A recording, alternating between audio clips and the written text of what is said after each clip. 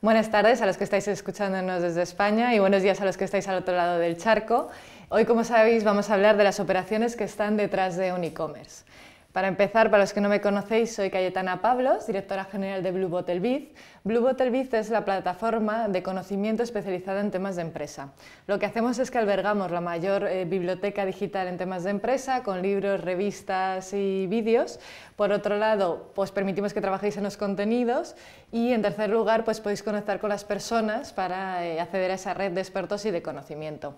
Anteriormente he estado trabajando pues, en e-commerce, sobre todo en la última empresa fue Grupalia, y hoy lo que queremos un poco es pues, trasladaros las mejores prácticas para que conozcáis qué hay detrás de un e-commerce desde el punto de vista de las operaciones. Este, como sabéis, ya es el tercer webinar que hacemos en temas de e-commerce. El primero fue consejos para mejorar un e-commerce, el segundo las tecnologías y ahora las operaciones. Os he dejado los links por si alguno no habéis podido visto las anteriores para que pues, veáis las otras unidades si os interesan. Y vamos a pasar un poco a explicar cuál es la dinámica que siguen los webinars. Al principio vamos a hacer 30 minutos de exposición, vamos a ver los distintos temas. Después pararemos durante 5 minutos donde tendréis tiempo para enviarnos las preguntas o cuestiones que os hayan salido. Por lo tanto, si hay alguna cuestión o duda de la exposición que estamos haciendo, podéis apuntarla en un papel y en ese tiempo de desconexión os la enviáis. Y habrá al final pues, 10 minutos para dar respuesta al mayor número posible de esas preguntas que nos planteéis. Es bien, ahora que ya hemos visto cómo funciona el webinar, vamos a ver la estructura de los temas que vamos a tratar hoy, que vamos a intentar cubrir. Como veis son 6 puntos, el primero de ellos los factores que hay que tener en cuenta a la hora de hablar de operaciones dentro de un e-commerce, después las soluciones logísticas por las que podemos optar, a partir de ahí veremos algo muy concreto de la logística que son las devoluciones, que a veces se nos olvida, ¿no?, esa parte del proceso. Veremos brevemente la atención al cliente como parte, ¿no?, de integración y control de calidad de todo lo que son las operaciones de un e-commerce y finalmente las mejores prácticas y las conclusiones. Bueno, pues vamos a empezar con los factores que tenemos en cuenta a nivel de operaciones en un e-commerce.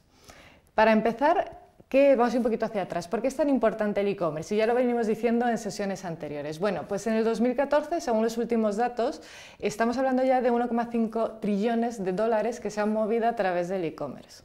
Por lo tanto, las dimensiones que está cobrando y la importancia que tiene dentro de todas las industrias es creciente, está en aumento y creo que hoy en día prácticamente no podemos decir que hay ningún negocio que no tenga una pata dentro del e-commerce. Es decir, tenemos negocios como el de Amazon, que podéis ver una noticia que es antigua, ya es del 2012, que es un negocio nativo, 100% online, donde pues ya en el 2012 decían que hacían al segundo 306 operaciones.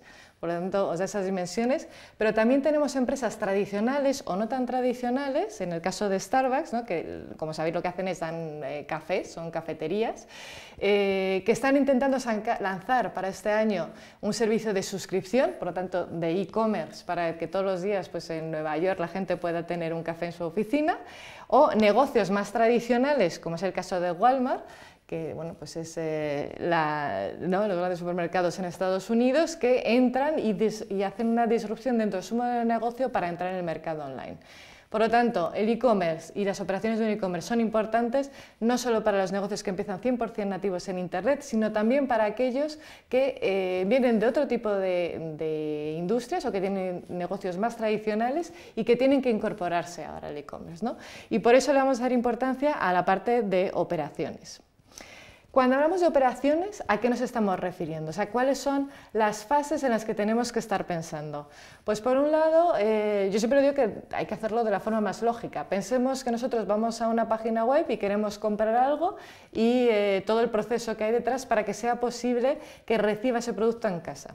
Hay una parte previa que es que ese producto tiene que estar ya en algún sitio, es decir, el e-commerce tiene que haber recibido el producto, tiene que haberlo guardado en un almacén. Después tiene que ser capaz de recibir el pedido, ¿no? Cuando yo voy a la web y pongo, pues quiero 3 unidades de este producto, ¿no? Pues tiene que enviarse una orden de compra al e-commerce en sí comprobar que existe ese producto dentro y ahí detrás, una vez que se recibe la orden, se va a hacer el picking, es decir, se va a coger el producto en sí, se va a empaquetar y ya pasa a la parte de envío. Es decir, desde que está empaquetado y se llega a la otra casa. Y luego hay dos fases que están detrás, pero bueno, yo siempre digo que más que detrás están continuamente en relación o de forma horizontal con todo el proceso, que son las devoluciones, que es un tema además que legalmente tiene mucho peso, que tenemos que tener en cuenta siempre a la hora de establecer el proceso y que tienen un coste para los negocios online, y la parte de atención al cliente, que bueno, ya lo veremos más en detalle, pero al final es una especie de control de calidad de todas las operaciones que tenemos establecidas en nuestra empresa, porque nos va a permitir conocer de primera mano del cliente si estamos haciendo las cosas bien o si estamos fallando. Y todo ello, para que funcione bien y que podamos optimizarlo de mejor forma, tiene que tener unos sistemas de información muy bien preparados, y por otro lado tenemos que tener unas métricas que nos permitan estar continuamente mejorando, optimizando y aportando más valor al negocio. Entonces sí que tenemos que tener en cuenta, si hemos hablado en otros webinars sobre temas más relacionados con el marketing, con las plataformas, las tecnologías, en este caso las operaciones son medir, medir, medir, es decir, tener todos los datos, tener la trazabilidad del usuario y estar continuamente mejorando para ofrecer una mejor experiencia al usuario, que se fidelice a la empresa, porque al final pues hemos sido capaces de enviarle y gestionar un poco sus expectativas de acuerdo a lo que iba a recibir, ¿no? Y esto es a lo que nos referimos con la parte de operaciones. Bien, ¿por qué es importante las operaciones? Pues por ese compromiso, al final, o promesa. Cuando nosotros establecemos una relación online con los clientes que compran un producto, ese cliente tiene unas expectativas respecto al producto que va a recibir, tiene unas expectativas respecto al producto, cómo lo va a recibir, y tiene unas expectativas respecto a el tiempo en el que lo va a recibir. Entonces, nosotros como empresa de e-commerce hacemos una promesa a ese usuario para que, bueno, pues no pague por ese producto o servicio. Por lo tanto, si falla algo dentro de las operaciones, estamos rompiendo la promesa por el cliente y vamos a perderlo, generando pues un agujero en la empresa, porque al final siempre hemos dicho que es muy importante no solo captar usuarios, sino ser capaces de estirar pues todo el valor que tienen dentro de la empresa para que permanezcan más tiempo, compren más productos y por lo tanto pues aumente la rentabilidad y la viabilidad de nuestro negocio a medio y largo plazo. Partiendo de esa promesa, tenemos que entender la diferencia entre las operaciones tradicionales de los negocios de retailer con las operaciones de un e-commerce. Tienen puntos en común, pero tienen puntos distintos.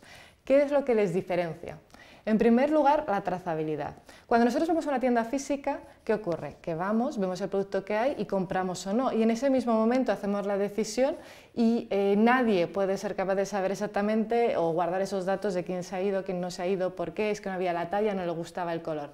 Cuando eso lo pasamos al mundo online, toda esa información queda registrada. Es decir, tenemos todos los datos respecto a qué está pasando desde que una persona llega a nuestra tienda hasta que sale. Y eso es una gran ventaja, porque no es que falle más que en físico, sino que podemos mejorarlo porque tenemos los datos. Y esa es la primera ventaja del e-commerce. Pero por otro lado tenemos una desventaja, y es que los costes aumentan. ¿Por qué aumentan? Porque cuando el cliente va a una tienda física, pues se lleva el producto, no hay que enviárselo normalmente. Hay algunas de las que sí, pero normalmente pues lo compra en la misma tienda. Cuando establecemos un e-commerce, pues el cliente se puede llevar el producto, luego, bueno, hay que enviárselo, después se puede devolver, ¿no? Y todo eso al final pues incurre en unos mayores costes a la hora de plantear la rentabilidad de nuestro negocio.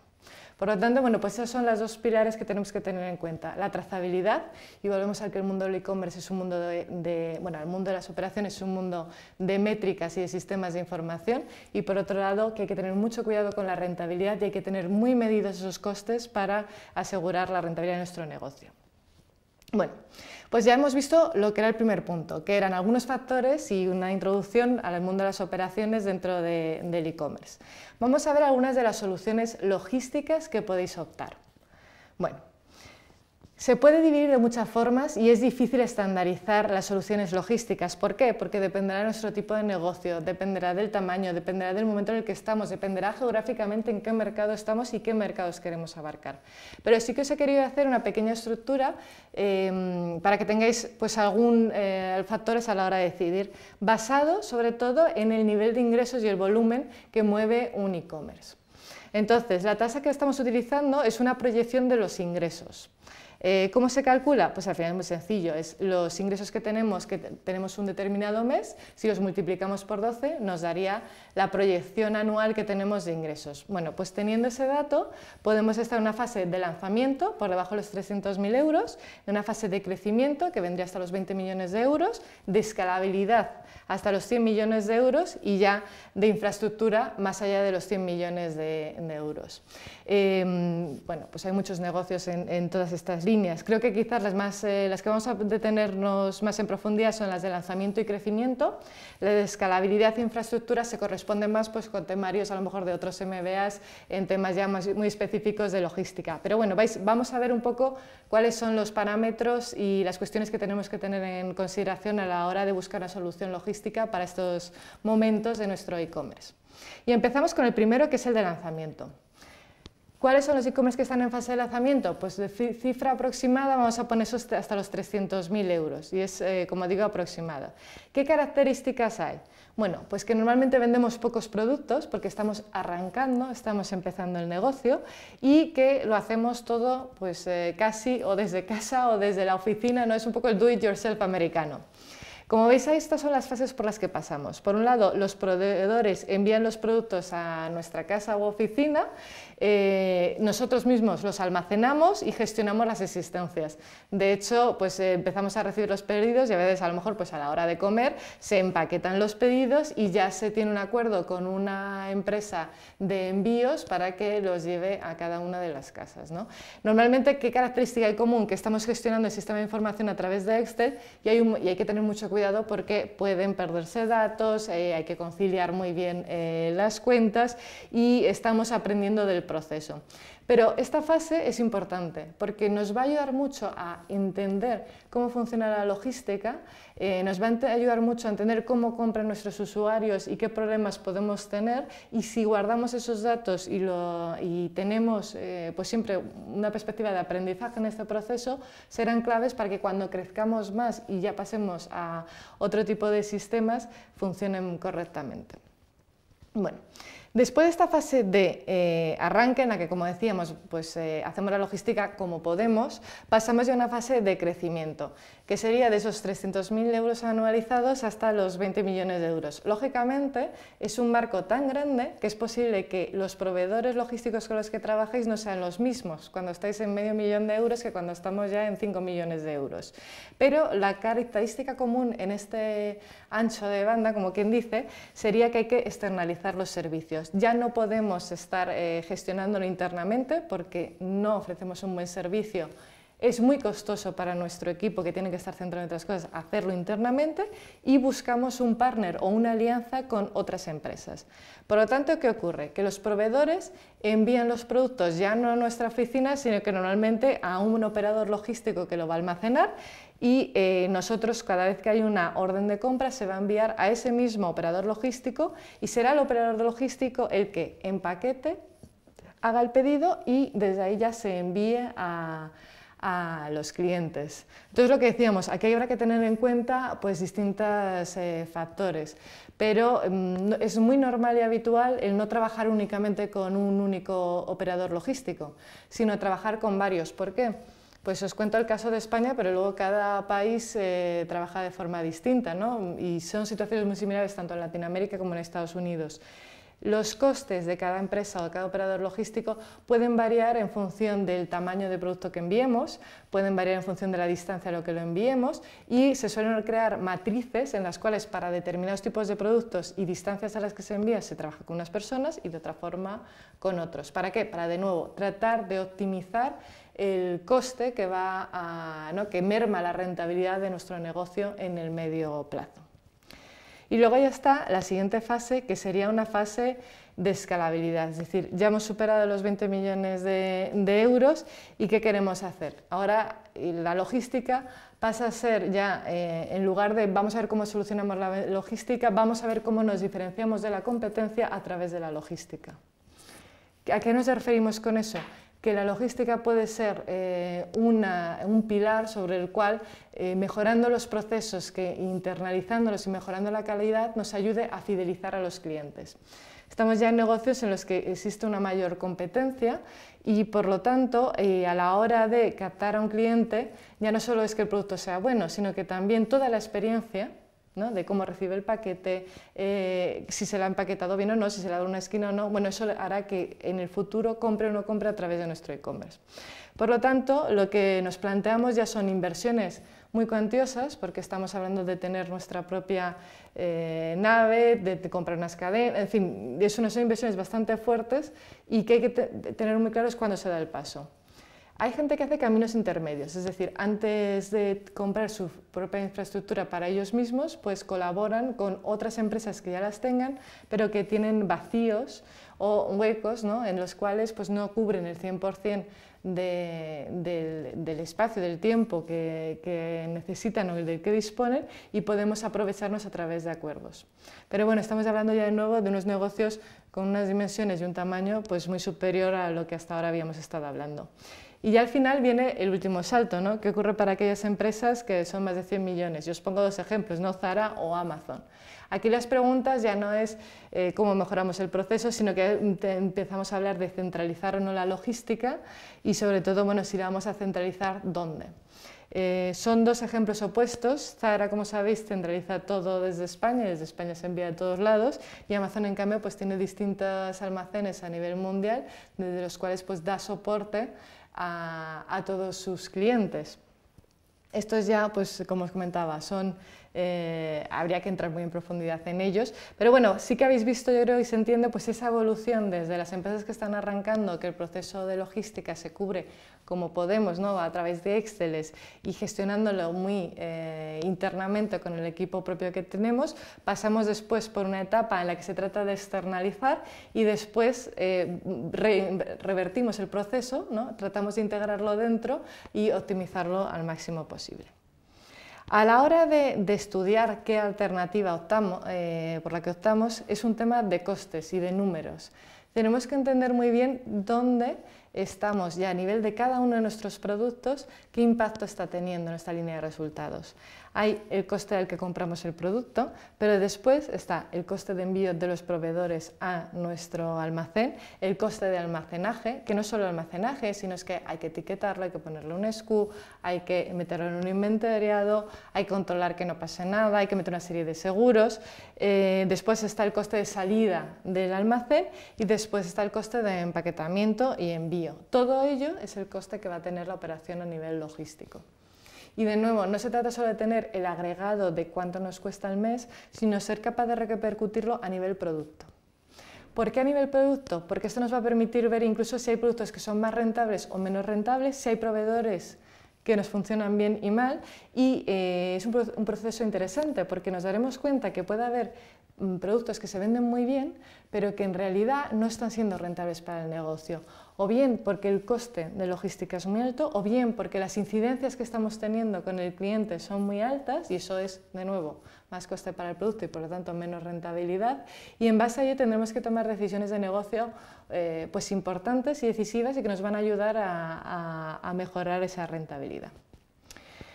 Y ahora vamos un poco a lo que hemos dicho con todo, es decir, hemos visto que la logística es importante, que es un tema de números, que en función de la fase en la que nos encontremos tendremos que optar por un modelo u otro, pero hay algo que es común a todas las etapas y es los sistemas de información, ya sea a través de un Excel, ya sea a través de un ERP.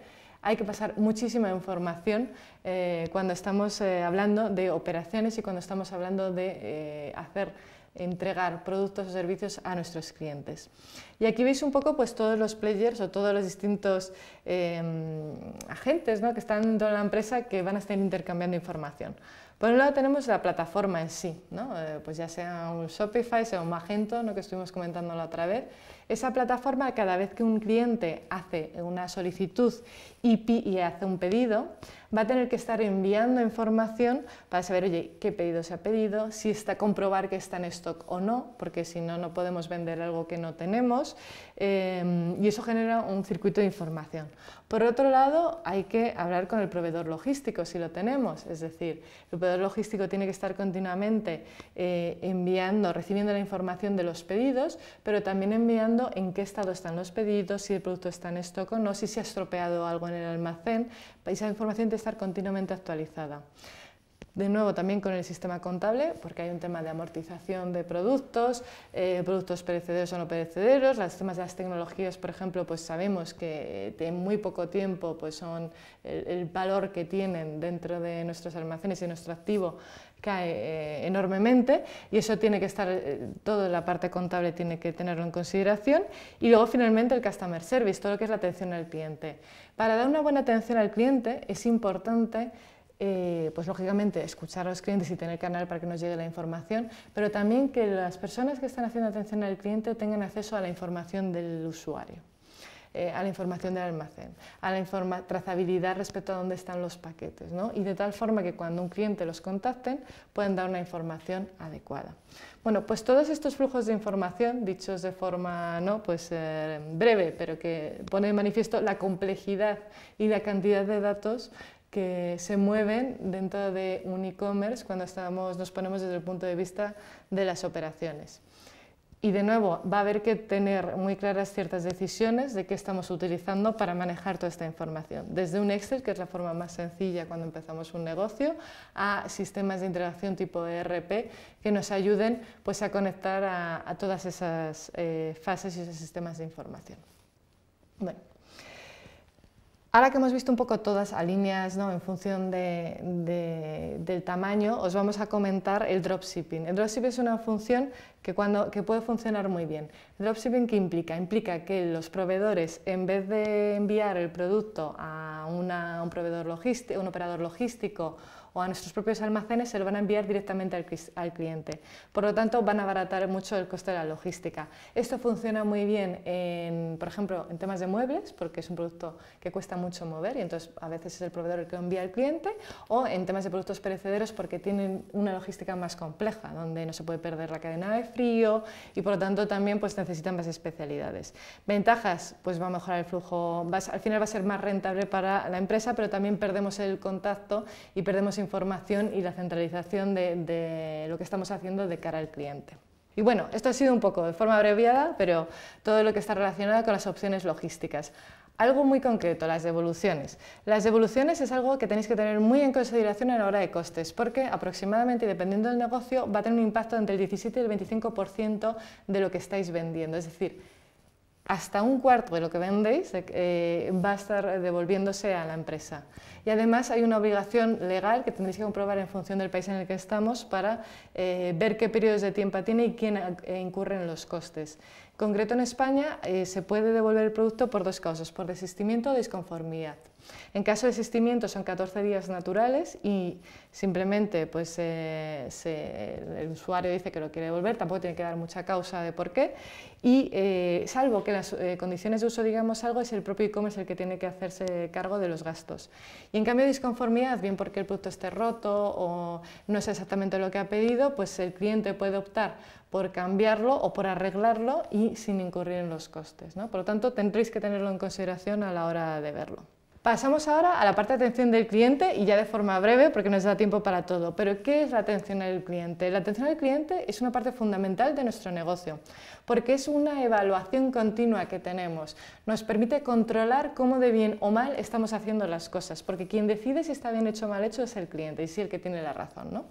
Por lo tanto, por un lado tenemos que tener canales abiertos para recibir esa información, ya sea a través de redes sociales, ya sea a través de teléfono, ya sea a través de la propia web, a través de chats desde la plataforma o por emailing, que serán la recepción de esa información y esas peticiones que a veces serán positivas y otras veces pues serán problemas en nuestro sistema.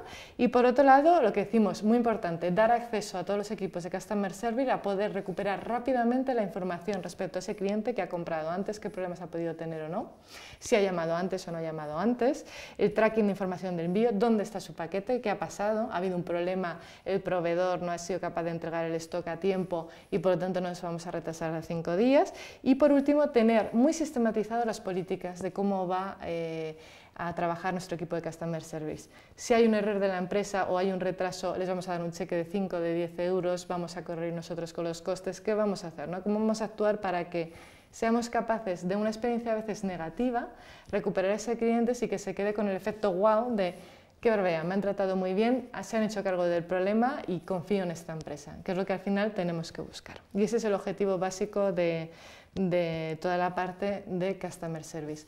Hay muchísimas plataformas hoy en día que nos ayudan a hacerlo, que incluso podemos sistematizar tickets, tienen capacidad de leer a nivel del lenguaje natural, entender qué está pasando, ¿no? Y darle salidas, y tendremos que tener también capacidad de ver, oye, qué tiempo vamos a dar de respuesta. Recordemos que vivimos en un mundo inmediato y nos lo van a pedir que sean respuestas muy rápidas y de nuevo, medir todo para que la máquina funcione perfectamente y poco a poco vayamos creciendo.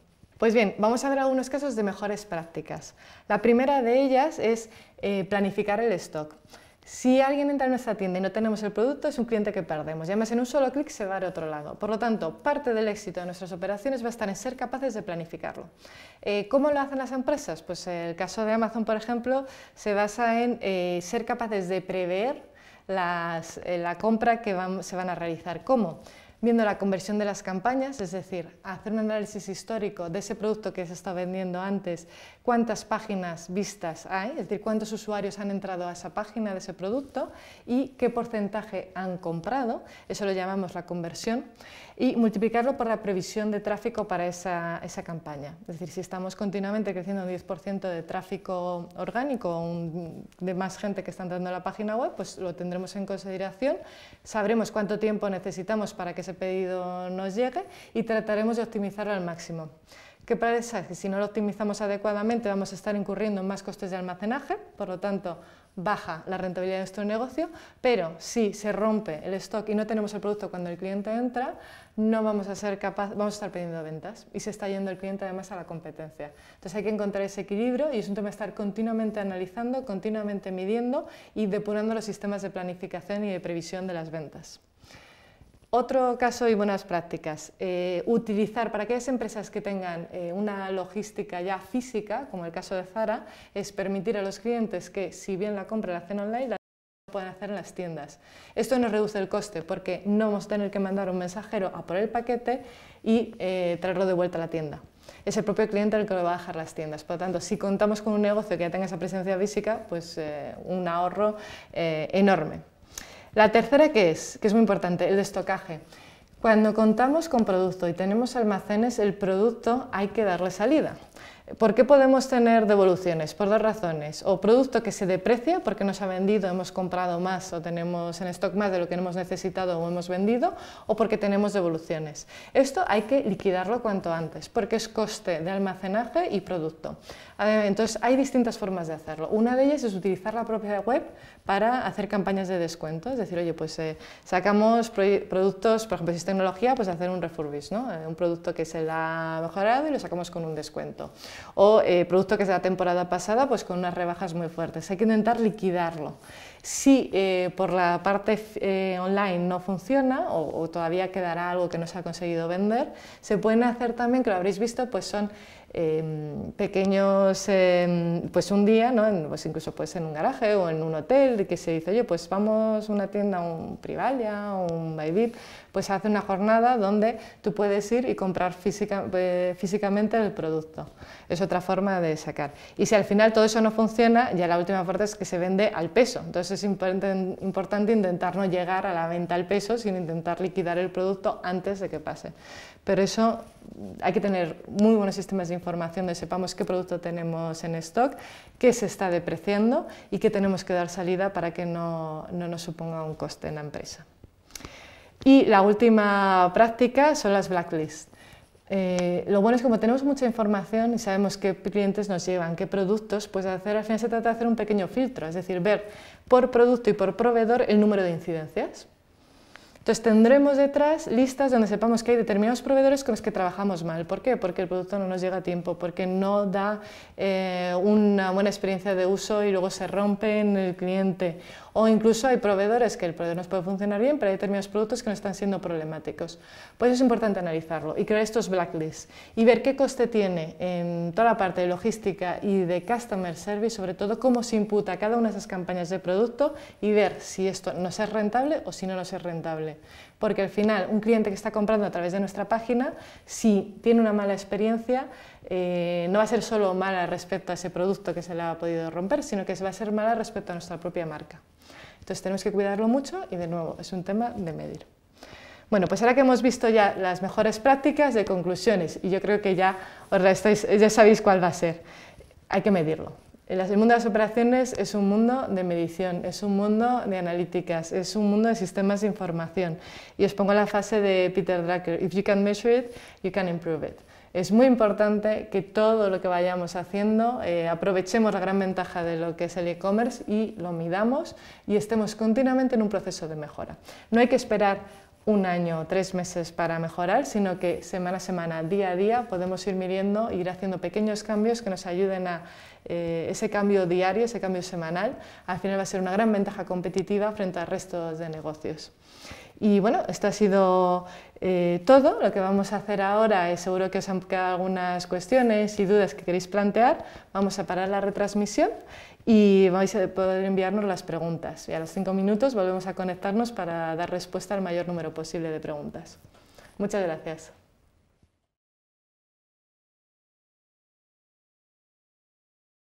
Bueno, pues hemos recibido algunas preguntas sobre estos temas. La primera de ellas es ¿qué tipo de plataformas o operadores logísticos podemos contratar? Os voy a hablar un poco de la situación aquí en España, aunque luego en cada país pues varía bastante, ¿no? La verdad es que hay muchas empresas ahora mismo que hacían envíos tradicionales y que han entrado en el e-commerce y que cada vez tiene más peso. Por ejemplo, una de ellas es Amazon. Amazon, que como ya sabéis, pues es el gran monstruo logístico, ¿no? Con unos almacenes y unos sistemas muy avanzados, lo que te permite es que lo utilices como partner, de tal forma que puedas utilizar sus almacenes y almacenes allí el producto y luego ellos también se encargan del envío. En estos casos, los costes normalmente es un coste variable, es decir, de cada venta que tienes, ellos se llevan un porcentaje. Sí que es cierto que si tienes los productos con ellos y no se venden, os van a cobrar además un servicio extra por almacén. Por lo tanto, bueno, pues tenéis que ir viéndolo. Otras empresas que funcionan también muy bien, pues es por ejemplo Correos. Sabéis que Correos ha hecho un proceso de renovación muy bueno y está teniendo un servicio ad hoc para todo el tema del e-commerce.